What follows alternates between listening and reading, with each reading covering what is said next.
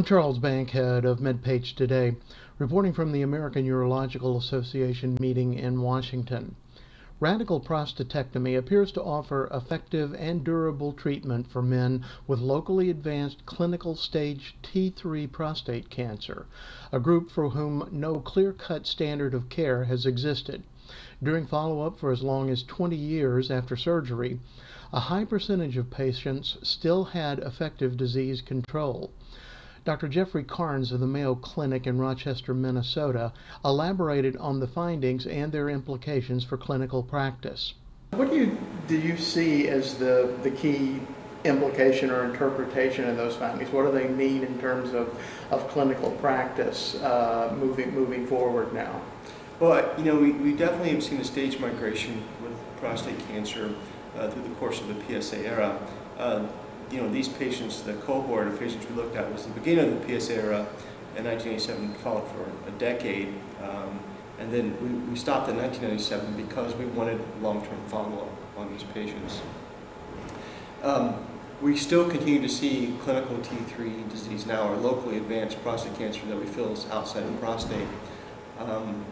However, it's a much less percentage of our patients nowadays, less than 5% of our patients constitute clinical T3 today.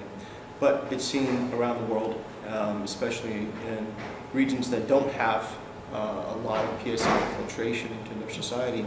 And I think that a prostatectomy should be offered as a treatment option. Mm-hmm. Years ago, it really wasn't offered very often. And only in the last few years have other institutions kind of taken on clinical T3 prostate cancers in terms of offering surgery. And some of our guidelines now do offer it as a treatment option. Mm-hmm. Prior to prostatectomy being considered, it usually was hormones or hormones plus radiation, or potentially just radiation only. The results stood out for the durability of the disease control that they demonstrated. I think the key message within this study, though, is the long-term follow-up. We had a median follow-up of 14 years, and we had a number of men still living and still at risk at 20 years.